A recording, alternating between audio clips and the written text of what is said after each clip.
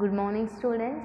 So మనం third యూనిట్లో already కొన్ని టాపిక్స్ అనేవి చెప్పుకున్నాం కదా. సో ప్రజెంట్ ఇవాళ టాపిక్ వచ్చేసరికి ఏంటంటే ఫ్యాక్టర్ అనాలిసిస్ అంటే ఏంటో మనం తెలుసుకుందాం, ఓకేనా. సో ఫ్యాక్టర్ అనాలిసిస్ అంటే నార్మల్గా జనరల్గా చెప్పాలంటే ఇది కూడా ఏం లేదని one of the statistical method. So ఇది ఎందుకు యూజ్ చేస్తాము అంటే రెండు లేదా అంతకన్నా ఎక్కువ వేరియబుల్స్ను ఒకేసారి దాని మధ్య ఉన్న రిలేషన్షిప్ని ఫైండ్ అవుట్ చేయడానికి యూజ్ చేస్తాం అనమాట. అంటే మనం జనరల్గా 2 or more వేరియబుల్స్ని ఒక్కొక్కసారి చేస్తాం రిలేషన్షిప్ని. అలా కాకుండా ఒకేసారి 2 లేదా అంతకన్నా ఎక్కువ వేరియబుల్స్ మధ్య ఉన్న రిలేషన్షిప్ని మనం ఫ్యాక్టర్ అనాలిసిస్ అనేది యూజ్ చేసుకొని ఫైండ్ అవుట్ చేయొచ్చు అనమాట, ఓకేనా. సో క్లియర్ డెఫినేషన్ ఏంటో చూద్దాం. So factor analysis is a research design that compares 2 or more variables simultaneously. The unqualified term factor often refers to a common factor.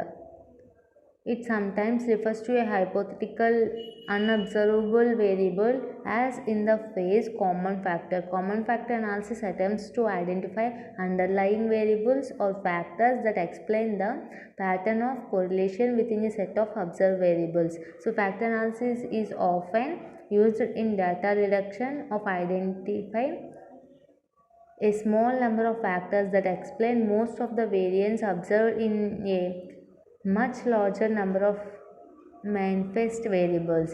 So factor analysis అంటే ఏంటి అంటే ఒక 2 or more వేరియబుల్స్ని at a time compare చేయొచ్చు అనమాట, ఓకేనా. So ఇప్పుడు factor అంటే ఏంటి? ఇట్స్ జస్ట్ ఏ ఫ్యాక్టర్ అంటే నార్మల్గా దాని గురించి ఒక ఏదన్నా ప్రిడిక్షన్ వాల్యూ చెప్పడం అనమాట, ఓకేనా. సో ఇది మనం ఇందులో ఒక్కొక్కసారి హైపోథెటికల్ అబ్జర్వేషన్స్ గురించి కూడా మనం చెప్పుకుంటాము. సో నెక్స్ట్ వచ్చేసరికి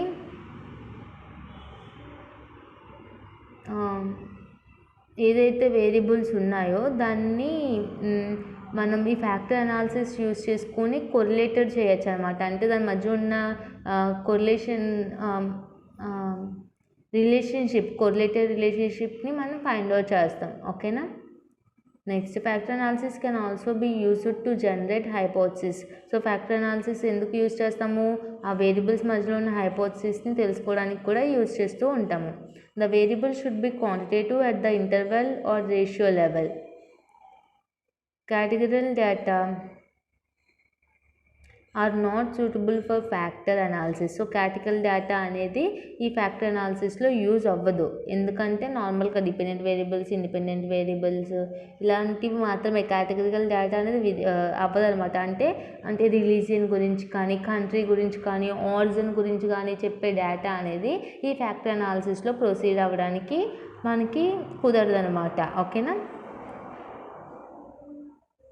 so data for which Pearson correlation coefficient can sensibly be calculated should be suitable for factor analysis. So factor analysis మనం ఫైండ్ అవుట్ చేయడానికి మనకి ఇది ఏంటి అంటే పియర్సన్స్ కొరిలేషన్ కోఎఫిషియంట్ అని మనం ఆల్రెడీ థర్డ్ సెమ్లో నేర్చుకున్నాం కదా.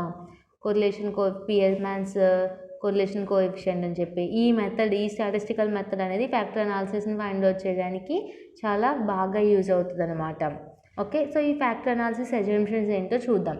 The data should have a bivariated normal distribution for each pair of variables and observation should be independent. So ఇక్కడ మనం ఏ డేటాని యూజ్ చేసుకుంటాం అంటే బైవేరియేట్ డేటాని యూజ్ చేసుకుంటాం. అందులో ఉండే బైవేరియేట్ డేటాలో అందులో వాల్యూస్ ఎలా ఉండాలి? ఇండిపెండెంట్ అబ్జర్వేషన్స్ ఉండాలి, ఓకేనా. వేరియబుల్స్ అనేవి ఇండిపెండెంట్ వేరియబుల్స్ అయి ఉండాలి, okay. The factor analysis model specifies that variables are determined by common factors and unique factors. So factor అనాలిసిస్లో కొన్ని టైప్స్ ఆఫ్ మోడల్స్ ఉన్నాయి. ఏంటంటే common factor, unique factor and ఇలా సమ్ ఉన్నాయన్నమాట, okay. So the computed estimates are based on the assumption that all unique factors are uncorrelated with each other and with the common factors. So ఇప్పుడు ఏంటంటే మనకి unique ఫ్యాక్టర్స్లో ఏంటి? Unique అంటే ఏంటి? అన్కోరిలేటెడ్ అనమాట. అంటే ఏంటంటే యూనిక్ అంటే ఏంటి? ఒకేలా ఉండేవి అని కదా. సో ఒకేలా ఉండేవి యూనిక్ ఫ్యాక్టర్స్. సో ఇందులో ఏంటంటే మనం ఒక ఎస్టిమేటెడ్ అసంప్షన్స్ అనేవి తీసుకుంటాం. ప్రిడిక్షన్, దట్ మీన్స్ అసంప్షన్ అనేది తీసుకొని మనం ఏం చేస్తాము? అబ్జర్వేషన్స్ మధ్యలో ఉన్న రిలేషన్షిప్ని ఫైండ్ అవుట్ చేస్తాం కదా. సో ఇవి ఎలా ఉంటాయి, అన్కోరిలేటెడ్ అనమాట. ఓకేనా. ఇన్ అనోవా అంటే తెలుసు కదా, analysis of variance.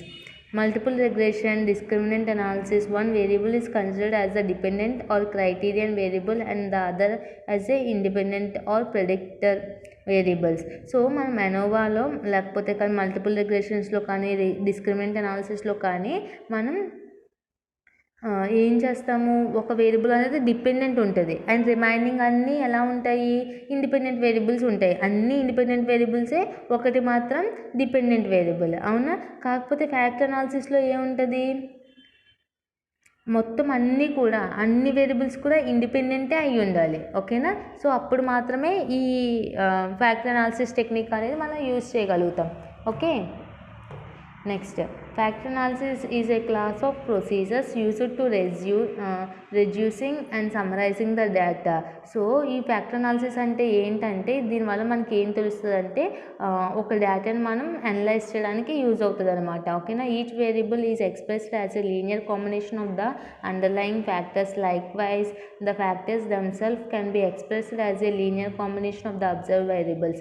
The factors are extracted in such a way that the first factor accounts for the highest variance in the data, the second the next highest and so on. So ఇప్పుడు ఎలా ఉంటాయంటే, ఇందులో మనం factor analysis use చేసినప్పుడు అందులో variables ఫస్ట్దేమో high ఉంటుంది and సెకండ్ది వచ్చేసరికి నెక్స్ట్ హై ఉంటుంది, అలాగా అండ్ సో వన్. అంటే ఏంటంటే which means decreasing order, ascending order. Okay. So ఇలాగ మనం వాల్యూస్ అనేవి ఉంటాయి అన్నమాట. ఓకేనా. It is possible to extract the factors so that the factors are uncorrelated as principal component analysis. So దీన్ని బట్టి మనం చెప్పచ్చు వాల్యూస్ అనేవి అన్కోరిలేటెడ్గా ఉంటాయి ఆ ఫ్యాక్టర్స్ అనేవి. ఓకేనా.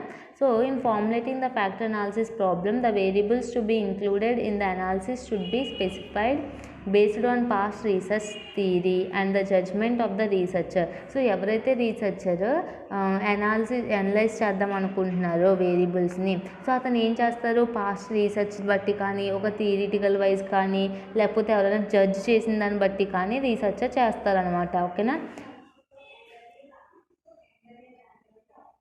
సో ఈ ఫ్యాక్టర్ అనాలిసిస్ అనేది దేన్ని బేస్ చేసుకొని చేస్తారంటే, మ్యాట్రిక్స్ ఆఫ్ కొరిలేషన్ లేకపోతే ఫ్యాక్టర్ అనాలిసిస్ ఇలాగ యూజ్ చేసి ఫ్యాక్టర్ అనాలిసిస్ అనేది దేని మీద డిపెండ్ అయి ఉంటుంది, దేని మీద బేస్ అయ్యి చేస్తాము అంటే మ్యాట్రిక్స్ ఆఫ్ కొరిలేషన్ మ్యాట్రిక్స్ మీద బేస్ చేసుకొని ఈ ఫ్యాక్టర్ అనాలిసిస్ అనేది చేస్తామన్నమాట. ఓకేనా. ఇలాగ ఈ ప్రొసీజర్ అనేది కంటిన్యూ అవుతుంది కొరిలేషన్ మ్యాట్రిక్స్ యూజ్ చేసుకొని. ఓకేనా.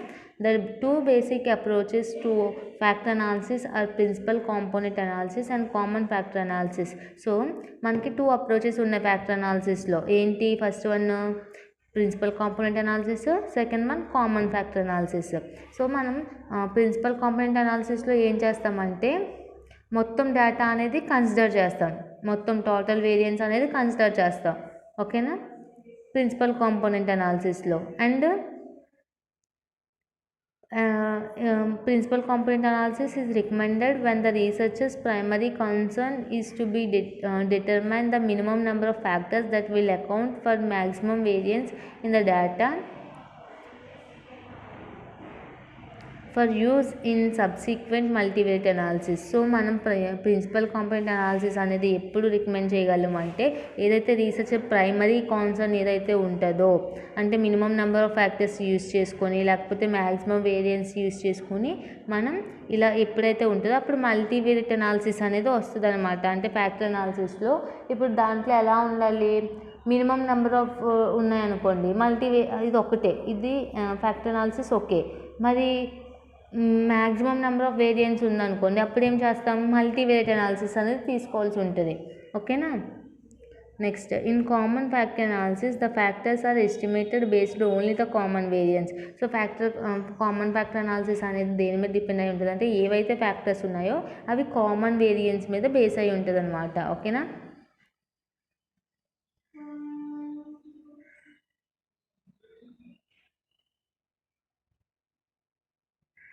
సో కామన్ ఫ్యాక్టర్ అనాలిసిస్నే మనం ప్రిన్సిపల్ యాక్సిస్ ఫ్యాక్టరింగ్ అని కూడా అంటాం. ఓకేనా. సో ఇది షార్ట్ క్వశ్చన్ కాబట్టి నేను ఇన్ డీటెయిల్గా చెప్తున్నాను, ఎందుకంటే షార్ట్కి ఇంత లెందీ ఆన్సర్ అవసరం లేదు కాబట్టి నేను ఇన్ డీటెయిల్గా చెప్తున్నా. Okay. So factor analysis is very useful tool for marketing researchers for identifying variables on which to group the customers. So factor analysis అనేది మార్కెటింగ్ ఫీల్డ్లో చాలా బాగా యూజ్ అవుతుంది అనమాట. ఎందుకు కస్టమర్స్కి మన ప్రోడక్ట్ ఎలా వెళ్తుందో ఏంటి అని తెలుసుకోవడానికి బాగా యూజ్ అవుతుంది అనమాట. Next new vehicle buyers might be grouped based on the relative emphasis they place on economy, convenience, performance, comfort and luxury. So ఇప్పుడు ఏమైనా వెహికల్స్ తీసుకున్నాం అనుకోండి, వెహికల్స్ తీసుకునే కస్టమర్స్ ఏమనుకుంటారు, వాళ్ళకి లగ్జరీ కావాలి, కంఫర్ట్ కావాలి, అండ్ వాళ్ళకి వాళ్ళ ఎకనామీకి సరిపోవాలి కదా, బడ్జెట్కి సరిపోవాలి కదా. సో ఇవన్నీ చూస్ చేసుకొని కస్టమర్స్ అనేవి కొంటారు. సో ఇలాంటివన్నీ బేస్ చేసుకొని మార్కెటింగ్ ఫీల్డ్లో వాళ్ళు ఏవైతే వాళ్ళ ప్రోడక్ట్స్ కానీ, ఐటమ్స్ కానీ, థింగ్స్ కానీ ఉన్నాయో ఫ్యాక్టర్ అనాలిసిస్ ద్వారా వాళ్ళు చేస్తూ ఉంటారనమాట. ఓకేనా.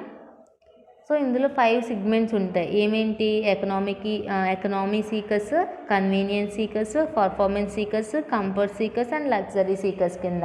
ఓకేనా. కస్టమర్స్లో టైప్స్ అనమాట వీళ్ళందరూ. ఓకే.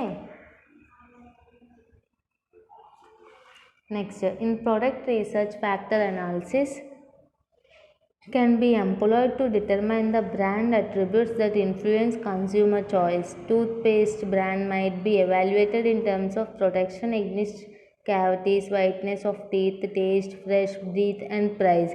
సో ఇప్పుడు మనం కనుక ఒక టూత్పేస్ట్ని తీసుకున్నాం అనుకోండి, వాళ్ళు ఏమేమి అట్రిబ్యూట్స్ మనకి అంటే అట్రిబ్యూట్స్ అంటే ఏంటంటే ఇప్పుడు అందులో ఉన్న స్పెసిఫికేషన్స్ మనకి ఎలా చెప్తారు, మీ టూత్పేస్ట్లో ఉప్పు ఉందా అని అడుగుతారు కదా కోల్గేట్ గురించి, అంటే మనకి టీత్కి సాల్ట్ చాలా యూజ్ అవుతుంది. అండ్ అలా అనమాట, అందులో ఉన్న స్పెసిఫికేషన్స్ మనకు చెప్తారు. అంటే ఎలా అంటే ఇన్ని యూజెస్ ఉన్నాయి, ఈ టూత్పేస్ట్లో ఇన్ని యూజెస్ ఉన్నాయి, సో ఇది మీరు కొనుక్కోవడం చాలా ఉత్తమం అని చెప్పడానికి అనమాట. సో అంటే ఎలా అంటే ఇప్పుడు నార్మల్గా చెప్తారు కదా, డాబర్ రెడ్ పేస్ట్లో లవంగా ఉంది, ఏవేవో సంథింగ్ చెప్తూ ఉంటారు కదా. సో ఇందులో చాలా ఉన్నాయి. సో మీ టీత్ని బాగా మీ మౌత్ని బాగా ఫ్రెష్గా ఉంటాయి, టీత్ చాలా వైట్గా ఉంటాయి, ప్రొటెక్షన్ చేస్తాయి క్యావిటీస్ నుంచి, జర్మ్స్ నుంచి అని చెప్తూ ఉంటారు కదా. అండ్ ప్రైస్ కూడా లో కాస్ట్లో ఉంటుంది అని చెప్పి. సో ఏంటి, వాళ్ళ స్పెసిఫికేషన్స్ అన్నీ చెప్పి కస్టమర్స్ని అట్రాక్ట్ చేస్తారు మన బడ్జెట్కి దగ్గరలో ఉండేటట్టు. అంటే ఇప్పుడు అందరూ డబ్బున్న వాళ్ళే ఉండరు, అలా అని అందరూ పేదవాళ్ళే ఉండరు కదా. సో జనరల్ పీపుల్కి తగినంత పెట్టి వాళ్ళు వాళ్ళ ప్రొడక్ట్స్ అనేవి సేల్ చేసుకుంటూ ఉంటారు డిఫరెంట్ అట్రిబ్యూట్స్ మీద, స్పెసిఫికేషన్స్ మీద. ఓకేనా. సో ఫ్యాక్టర్ అనాలిసిస్ అనేది మల్టిపుల్ రిగ్రెషన్ అనాలిసిస్కి కొంచెం దగ్గరగానే ఉంటుంది. ఓకేనా. సో ఇందులో ప్రతి వేరియబుల్ ఎలా ఉంటుంది, ప్రతి వేరియబుల్ మధ్య linear combination of underlying factors అనేవి ఉంటాయి అన్నమాట. ప్రతి వేరియబుల్ అలా